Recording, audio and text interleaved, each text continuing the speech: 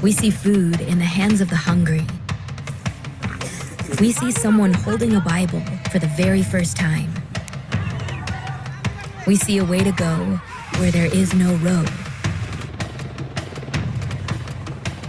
Yes, this is an airplane.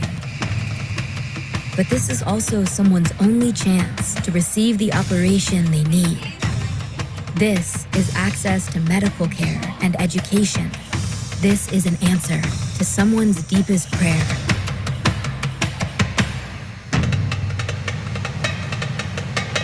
Over mountains, over deserts, over dense jungles, where others see a barrier, we see a way forward. This is much more than just an airplane. This is a bridge of possibility.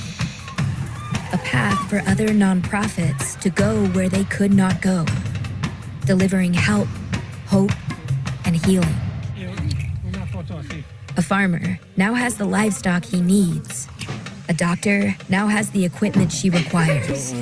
A village now has clean water for a lifetime.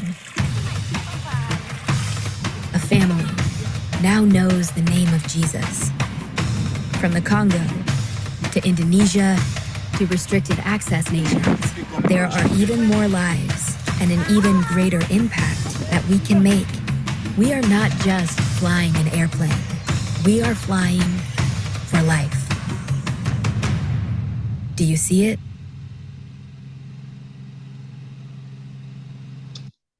All right. Well, again, I just want to say thank you to Dallas and Marcella for this opportunity, and to Aero and Marine Tax Professionals for an opportunity to share about the work of MAF. So my name is Aaron Baer. I'm the Vice President and Chief Advancement Officer here at MAF. I've served with the organization for, I believe, 18 years. And this is just a picture of my family, my wife, Rachel, and we have 3 kiddos. And anyway, yeah, we are stationed, or we're located in Nampa, Idaho, is where our headquarters is. So let me just tell you a little bit about MAF's history. MAF actually started 80 years ago. This is our 80th anniversary, and it was right after World War II. There were some pilots that came back from the war and saw how the airplane had been used in a war context and said, wow, what if we could use the airplane for good in the world, and particularly to help share the gospel of Jesus Christ in remote parts of the world. And so Betty Green was actually our first pilot. It's a surprise to many people, but yes, our first pilot was a woman, and she had been a WASP pilot during World War II. A WASP pilot were women in aviation that helped support the cause of the war. And so she was doing a lot of flying for the military in the US, high altitude testing of different aircraft and whatnot. But so she was one of the founders of MAF. And in 1946, she flew this biplane down into Mexico and carried some Wycliffe Bible translators. And so that's how the organization started. Just a few more pictures of Betty. She went on to fly in many other locations around the world, including Africa and Indonesia. And I'll just share one more gentleman from our history. Nate Saint was an early MAF pilot, kind of a pioneer in Mission Aviation Fellowship. And Nate, the reason I bring Nate up is because his story is actually still told today in movies and books. But Nate and 4 other missionaries were down in Ecuador, and they were trying to reach a tribe called the Waroni, who were known for killings. And Nate discovered that if he flew his airplane in a tight enough circle, he could literally drop that bowl that you see there that he's holding down, and it would go straight down. And he started exchanging gifts with this tribe. And so he would put something in there, and he would fly in a tight circle, lower it down. They would take the gift out, and they would put something back in it. And so Nate and these other 4 missionaries thought that they would perhaps be on good terms with this tribe. And so they landed on a sandbar and spent several days and actually made contact with several of the tribe that came out. In fact, this is a picture of that was recovered from that camera. And Nate actually even took one of the Indians for a flight. Well, there was a miscommunication, and what happened was that tribe came out and murdered all 5 of the missionaries, including Nate Saint. Jim Elliott is the other very well-known person, and this happened in 1956. And so this story has been told in books called things like Jungle Pilot. There's documentary series of Elizabeth Elliott called Through Gates of Splendor. There was a Hollywood version of this called End of the Spear that came out in the early 2000s. And so this is a story that caught really the world's attention back in 1956 because it was published in Life magazine. And we're still to this day have pilots join our organization because of this story and just how God has moved in their heart. Because what ended up happening is Nate Saint's sister, Rachel Saint, and then Jim Elliott's spouse, Elizabeth Elliott, they actually marched or hiked in and lived amongst that tribe that had killed these 5 men. And through time, much of that tribe ended up becoming believers in Jesus Christ, and they changed their ways of, kind of tribal killing to become a much different type of tribe. So that's why that story is so popular. So that's just a little bit about MAF's history, but let me tell you why we exist. Really, the problem is that there's isolation in the world, and it's a real problem. Let me just show you a couple pictures. Imagine trying to navigate through this broccoli, as we call it, these vast jungles, or in places like the Congo, where there's really no infrastructure. An hour of flight can save 5 to 7 days of road travel.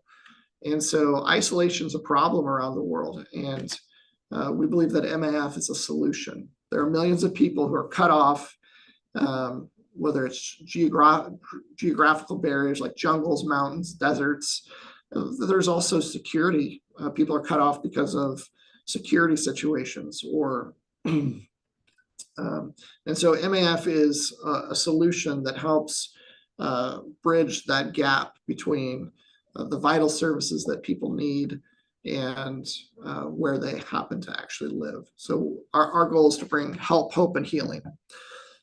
So, sorry, our vision as an organization is to see isolated people changed by the love of Christ. Since our founding, we are a faith-based organization. Christ, I would say, is at the center of what we do. But our mission is serving together to bring help, hope, and healing through aviation. And that term serving together is important to us because,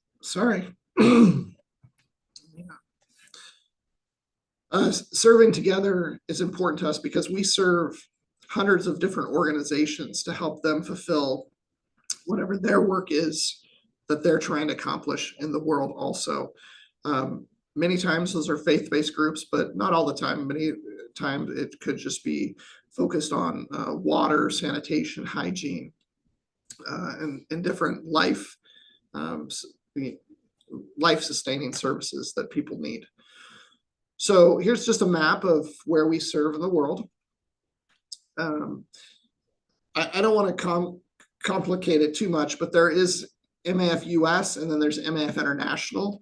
And so MAF US is where I work, and I'll be primarily talking about MAF US, but we do have our sister organization, MAF International. And so when you look at just the US, we serve in 12 countries. If you take the whole MAF International and MAF US, we're in about 30 countries.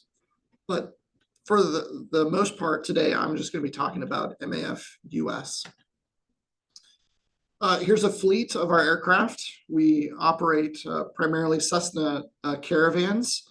We have a few different models, Grand Caravans and just regular caravans. We operate a Pilatus PC-12. We have lots of 206s, a couple 207s. And then we actually operate the world's largest fleet of Kodiak aircraft as well. And a neat story, that airplane was designed by a former MAF pilot and an aircraft designer. And so that whole airplane was actually designed for the type of work that we're doing. But then it, in order for it to become a reality, they needed to make it commercially. And so, but our hands and fingerprints have been on the Kodiak airplane since its beginning. So as I mentioned, a big part of our work is to serve other organizations. So we provide that transportation to, last year it was 271 different organizations. But so if you're familiar with your World Visions, your Compassion International, your Red Cross, World Health Organization, Doctors Without Borders, so, you can get pretty much from any populated place in the world to another populated place through commercial airline. And but once you get into the remote, once you get into that populated place in a third world country, how do you get from there to the remote parts? And that's where MAF steps in. And we provide that last mile transportation. Just to give a couple stats, we flew almost 5,000 pounds of cargo last year. Let's see what that is equivalent to. We serviced about 382 different airstrips. We do have a float plane, so we include some water strips there as well. Every 16 minutes, there's an MAF airplane that's either taking off or landing somewhere in the world. And so that gives you just an idea of kind of the scope of our organization. But ultimately, we're there to try and save travel time for those partners, as well as providing, just the critical lifeline that many people need. So we have about 171 missionary families that are serving overseas. And then we have just here in Nampa, we've got about 170 employees here as well. And then I think I show it later, but we employ probably 300 to 500 national folks from different places where we serve. So we believe that Jesus cared about the whole person, both physical and spiritual. And so that's really what our ministry is, or what our organization focuses on as well. And so we like to break out our flights, and we hope that all of our flights would fall into one of 5 categories. Searching for new disciples of Jesus, supporting existing followers and disciple makers, strengthening the capacity and talent of our national staff, serving people's core needs, or stewarding creation as a reflection of God's love for mankind. So I'd just like to take a few moments to talk about each of these different areas. And I've got some pictures and several videos embedded here as well. And, so this is probably the smallest amount of our flying, but stewarding creation is a reflection of God's love for mankind by supporting projects related to agriculture, conservation, wildlife, and other areas of God's creation. And so we're often contracted to do flights for like counting animals in particular countries, or sometimes our pilots have to fly like 300 feet above the jungle so that people can count animals and just keep an eye on what's going on with the wildlife. And so we're happy to be a part of that because we believe that it's helping to be good stewards of the world that we all live in. The second area, which is probably what most people think about in terms of what we do, is serving people's core needs. And we do that by providing access to food, clean water, healthcare, education, and other necessities. This is an example of a well that we helped bring into this village. Water projects happen quite regularly where we will fly in everything that's needed to support that. We do a significant number of medical evacuations. In fact, in certain countries, we will sometimes even have the contract with the government to provide these types of flights to the remote air stations and villages. This is in Indonesia. You can see the types of stretchers that they have. Believe it or not, the gardens that they have are on these steep hills. And so you actually have people that will fall out of their garden sometimes because they've tripped or stumbled and they fall down these pretty steep hills. And so it's not uncommon for us to fly a lot of patients related to that. This is a doctor who we support. She came from the main city of Jakarta into remote parts of Papua, Indonesia. And so we're doing a lot of clinic work, whether it's vaccines or medicines or providing access for the doctors to get into those remote places. Just another, even little folks sometimes. Pregnancy and complications with childbirth are a significant issue in the world.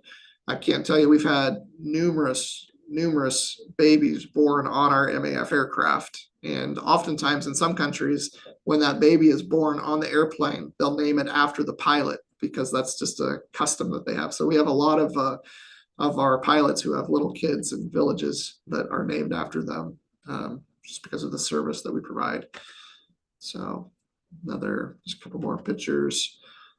Food is a big part. Community development, being able to bring in things to help build houses or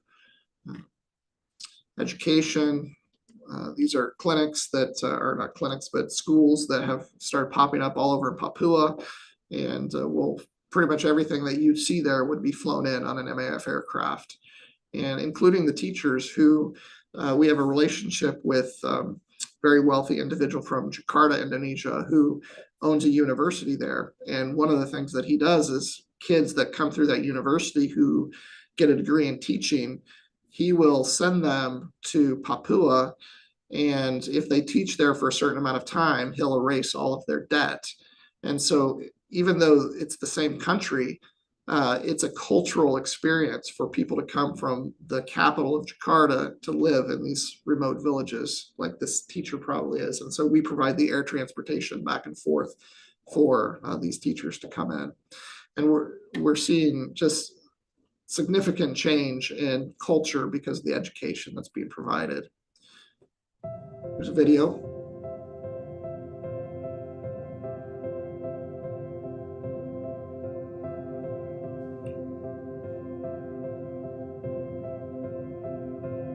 In hidden pockets around the world, life continues much as it has for thousands of years. These isolated areas are home to breathtaking landscapes, incredible biodiversity, fascinating cultures, and people with awe-inspiring strength and resilience. But for many living in remote parts of the world, isolation means a lack of access to basic necessities such as healthcare, education, and clean water. These communities are increasingly being forced to change or left behind. These are the stories of communities living in isolation and of the people who have dedicated their lives to help bring them beyond isolation.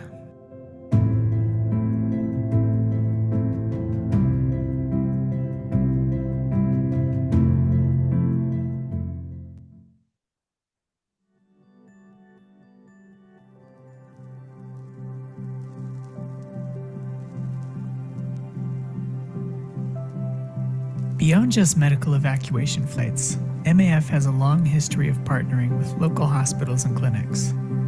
But operating a hospital in an isolated area means a constant need for supplies and medicine. Traveling with vaccines that must be kept refrigerated is no easy task, and finding a specialist to help with a life-threatening disease or injury can be next to impossible. Nowhere are these challenges more evident than in the Democratic Republic of the Congo, deep within the heart of the world's second largest rainforest. 500-bed teaching hospital in the remote town of Vanga serves thousands of patients a year, many who arrive after days of travel on rough roads or by boat on the Quilu River. MAF is helping to bring doctors to the hospital, not just by plane, but through the power of Wi-Fi.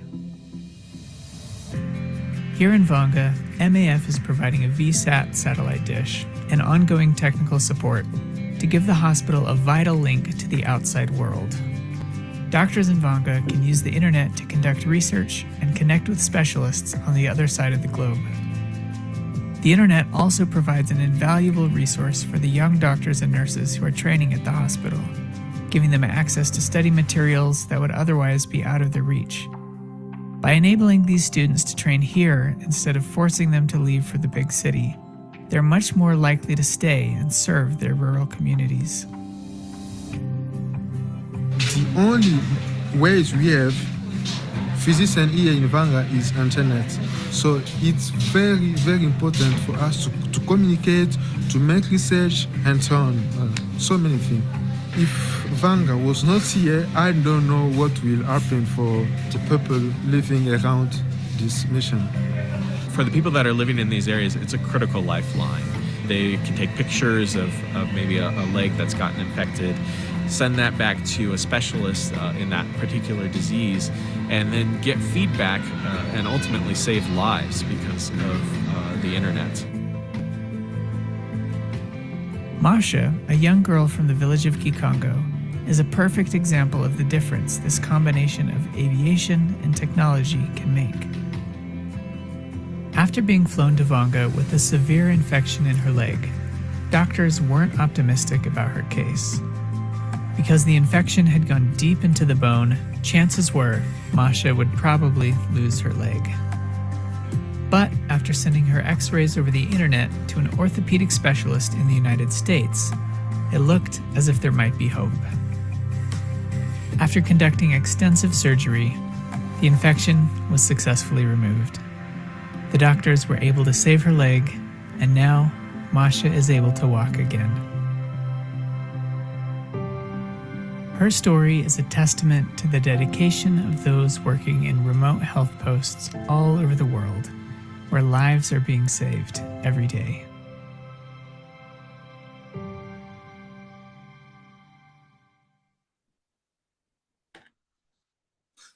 So that's an example of just caring for the physical needs of people, which is a big part of what we do at MAF.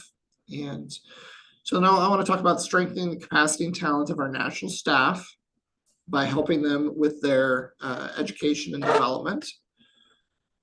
So we employ 643 people, which includes 300 local citizens in the country that we serve. And so that's a big part of our investment into the local areas. And I'm going to show you a video about this young lady in just a moment, who's an aircraft mechanic. This is a picture from Haiti. And this gentleman on the right, his name is Zachary Francois. And I first met Zachary back in 2009. My wife and I went to Haiti back in 2009, and Zachary was probably in second grade, maybe first grade. He's a Haitian. His parents were kind of the house help for one of our staff families there. And I remember it so well because Zachary and his buddy were chasing my wife with bugs and different things that they found. And I mean, it was all in fun. But so here's a kid who grew up around American family that was living in Haiti, providing aviation services. And Zach is now a full-fledged MAF pilot. Sorry, I just get a little emotional, and mechanic. And talk about a life who's been transformed from living in a small shack to now he's a full-fledged pilot mechanic and has just a wonderful future ahead of him. So just other guys, we do a lot of technical training with our staff, computer training. So here's a video that I want to show you about that Montalifa Mafi. I am Mantlibi Mafa. I am an apprentice mechanic. I first heard about MAF when I was seeking internship. When I was here, I didn't know anything about airplanes. I hadn't even been on an airplane before. My first flight was with MAF, and it was great. I didn't know how good it felt up there. After that flight, I felt very much closer to God than I've ever been when I'm working here. The welcome that I received here as a student, it was awesome. Everyone has been kind to the student who didn't know anything about airplanes, and everyone was just so patient with me. I had so many questions to ask. What is this? What does it do? How do I use it? And they were just patient enough to show me and teach me and explain. That was beautiful. Here I got to grow working for MAF, doing what I love, being much more closer to God and learning and knowing more and more about Him. That's the greatest blessing. Every time I hold a screwdriver or a wrench, I know that what I'm doing, I'm also serving. And by the time that airplane gets out of maintenance, it's going to either save a life or deliver the good news of Jesus safely. And that's what's important, knowing that the job that I have done has come to be of good, knowing that somebody is saved, either physically or spiritually. And that is a very big blessing.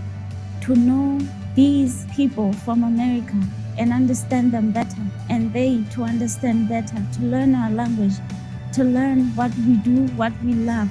I think that was amazing, that they were so selfless. It's always been a dream. Like when I was growing up, I would see an airplane in the sky and wave and say, please bring me candy. I didn't know that one day I would be actually fixing them. And it's wonderful that we get the opportunity for training and actually touching these birds, not just waving at them from the sky. It's like making a child's dream come true, and it's wonderful.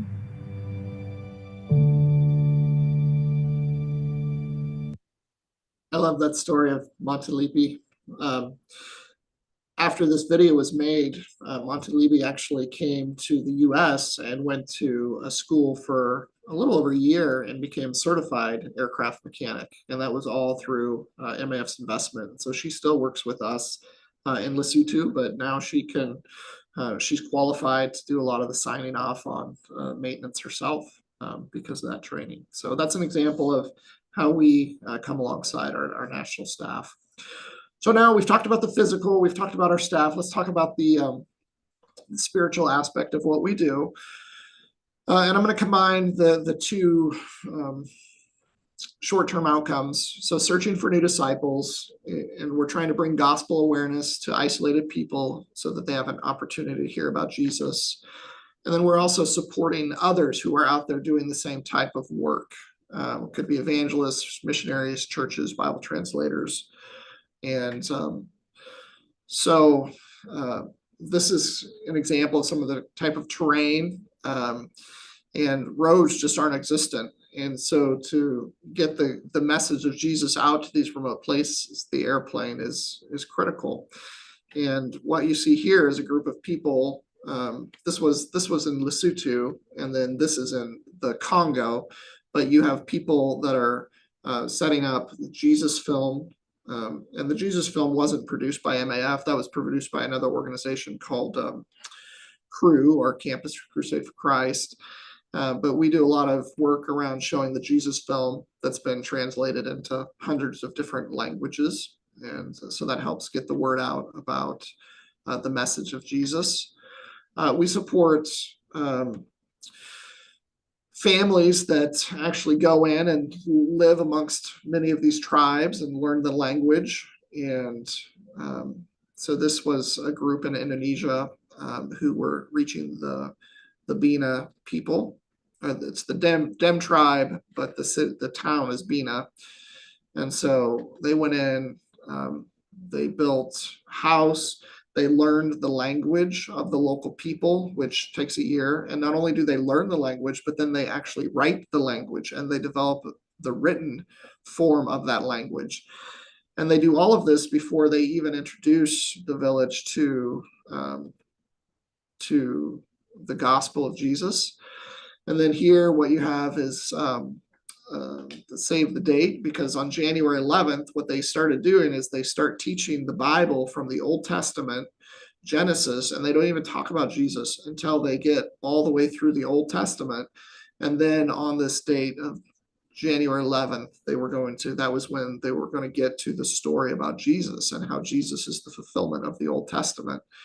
And so these guys are in these villages for years, and then sharing the gospel, and the people are hungry and eager. And so this is, you can see people coming in, and you have the illustration of the lamb on the altar, which is signifying, Jesus, and they understood, and the people now understand that based on all of the teachings that they've heard from the Old Testament. And so now Jesus makes sense to them. I will say, I don't know, who's on this call, but I will say that sometimes MAF might, people might feel like we're disrupting people's, traditions and their, their form of life. And if you ever were to come with me and to go into many of these different villages, they would all tell you that they're so thankful for the change that has come because of the gospel. Because before there was superstition, and particularly this village, twins. If twins are born, immediately one of those twins is killed because they believe it's an evil spirit. And so when the gospel comes in, these things begin to change. And so it makes a significant difference in people's lives. So Bible translation is a big part of what we support. These are people holding the Bible in their own language, many times for the first time. This is just pictures of Bible translators, Sunday school groups. So we're doing all that we can to support these works. And I think I've got one more video for you here. Hi, we are Tim and Rebecca Ingalls. We serve here in Papua, Indonesia with New Tribes Mission. My name is Mike Wild, and I work among the Wano people. These are all my friends and the Wano tribe, and we're right now up in the hamlet of Mokondoma. All right, today is one of those great days. We get to go in and open a brand new airstrip. They've been working on this strip for a couple of years. The name of the place is Mokondoma, so we're looking forward to going in, making a first landing, and serving the New Tribes missionaries there, the Ingalls and the Wild. So this is one of those awesome days for MAF.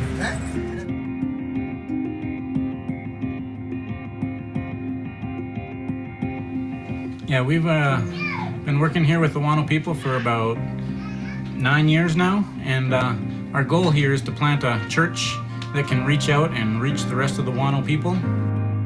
The people that actually at this site where we're at now had thought about building an airstrip and had started work maybe 10, 15 years ago, but had given up on that. And so we got that going, and over the past 2 years, the people have worked on this airstrip. We didn't do a lot of the work. It was the tribal people working with us, and we helped them a little bit with food to be able to work, but it was all our project here, and we worked together on it. 2 years of work to get this thing done, and to see the plane circling by the first time, it's just surreal. It's just like it's happening, and he comes in and lands, and you just feel the emotions. It's so cool to have an airplane land, touch the ground.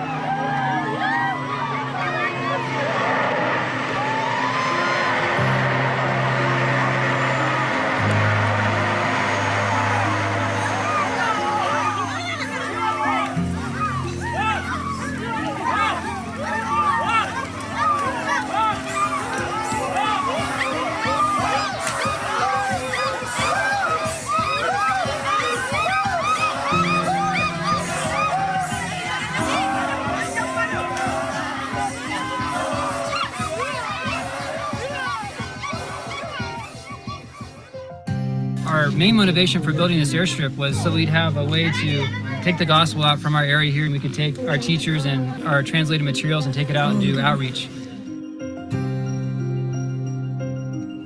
Ano nanti ki wone ina kok me ki wone de nan bogo mini dombongak dik wone ni rak itne bugagi menono bugagi ni negara ni ku cenok ane bikira ki o anno bogum ye cecak na me an gwene nona wone no git kupik adika kupik bok ni me bugagi ndi ne ane no kok me gik no yok bedeng kacak 10 hukum ane mini wat kanirak mini ne bogum di nora mini da tu ye chut bane mini an ne no ko na bodo kik ni wone we bogum di nora ye churat ye chut bane wone na bana yot ne arak an yok mini bane pangongotik ne me bogoyum di nyom ambire kerap nit ne di bugagi ne bogum di wigania ko yak mono e kerak ne me mini nit yongwa ni corak bane mini an babi apik yo kicarak ne me.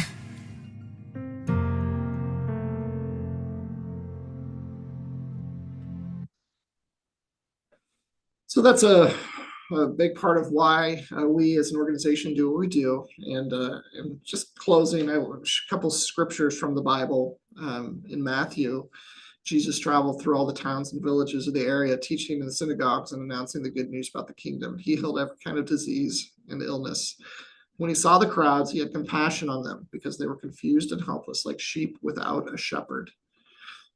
And he said to his disciples, the harvest is great, but the workers are few. So pray the Lord will send out workers into the harvest field. And so we at MAF, we are some of those workers out in the harvest field. But what stood out to me in this passage is they were confused and helpless, like sheep without a shepherd.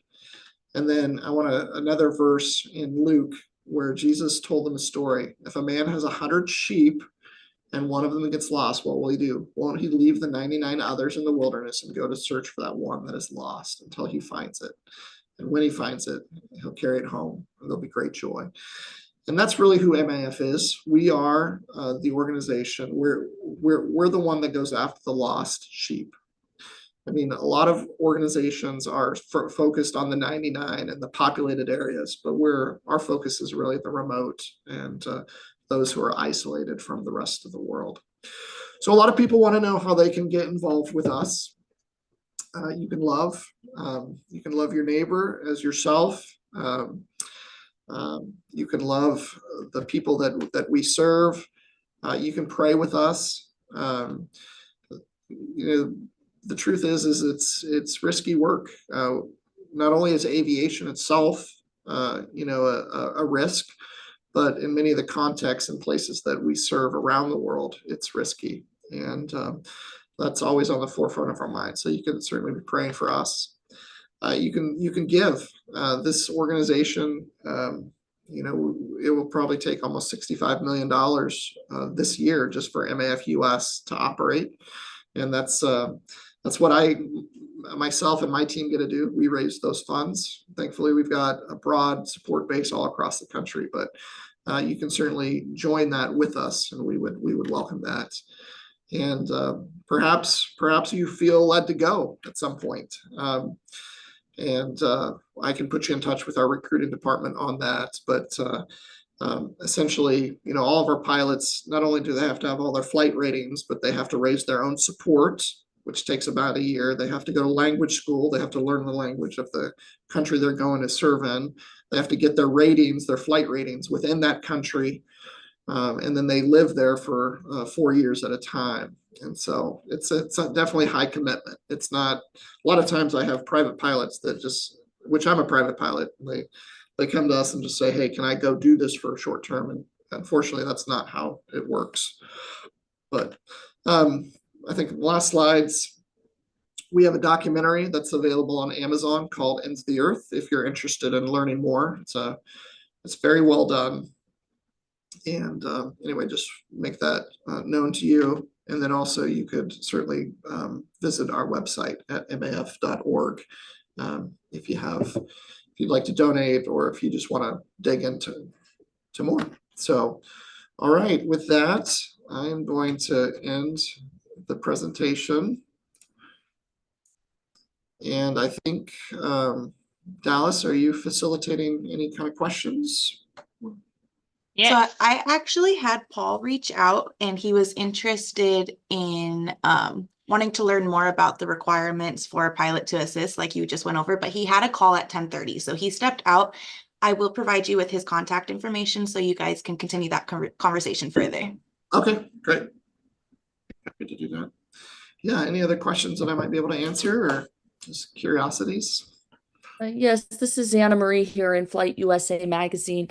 Just wanted to learn more about your process for acquiring new aircraft. Do you get donated aircraft or do you go factory direct? Do you work with a broker? How do you acquire the new planes? Yeah, thanks. That's a great question, Anna Marie. It's a little bit of a variety. So we do have people that try and donate aircraft to us often. I would say 95% of the time that we take an aircraft donation, it's just something that we're going to sell it, and we're going to then reinvest the funds into our organization. When it comes to purchasing new aircraft, we do have a great relationship with Textron Aviation, and so sometimes we'll go direct to them. In fact, their CEO knows us well, and sometimes they might give us a deal. And the same is true with Kodiak. But there are times that we buy used aircraft, and in those cases, we'll sometimes work with a broker. It's kind of funny, Anna Marie. I mean, sometimes we have people come to us. Just an example, we had somebody in Belgium who had a Caravan that was 10 or 15 years old, but it only had a couple hundred hours on it. And he wasn't going to use it, and he wanted it to be used in the Congo. And so he sold it to us. I mean, it was valued at 2 million, I think, and he sold it to us for 400,000. So sometimes we get situation, and his only stipulation was, he's in his 80s, but I want to come to the Congo and fly in this airplane with you guys. I mean, which we loved. And so it really just depends. We have made a decision that we're going to start retiring our aircraft sooner than we had previously. We had been flying aircraft until they hit 20,000 hours. And we just had an airplane hit 20,000 hours. And when we brought it back, we just found that it had a little bit more corrosion than we like. And so we've made a decision that probably after 25 years, we're going to start retiring aircraft, which for me means that we're going to almost have to replace 2 aircraft per year now going forward. And so that means our team's got to get our act together on fundraising. Very interesting. Okay, that's cool. Thanks. Yeah. Else? Yes. Also, Erin, I put the maf.org in the chat for everyone. So if you guys are feeling led to pray or feeling led to give to Erin and to the MAF organization, please feel free to do so. It takes a team. So Absolutely. yeah, so please go ahead and click on that link, and you guys can give through there and pray and just really see more about what they do. Thank you. You're welcome. Okay, well, if there's no more questions, then I'm going to go ahead and end it off. Everybody that's on this recording, Marcella, they get the recording, right?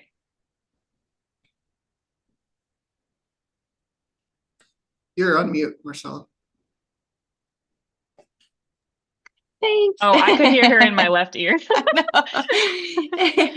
I will be sending the recording to everybody who is on this call either this afternoon or first thing tomorrow morning. So keep an eye out for that. If you do not receive it, or you by chance did not sign up with your email, just go ahead and shoot me an email. I'm going to put it in the chat as well right now, so I can get that recording to you as well. Perfect. Okay, so I'll let her put that in the chat before we end so you guys can copy that. But thank you so much for everyone that showed up. Thank you, Erin, for an amazing presentation. We really appreciate you being on here, and it was very nice to hear about what you guys are doing. We love to tell the story about MAF, so any opportunity, just reach out to us. Thank you so much. Awesome. Thank you, everyone. Have an amazing rest of your day and rest of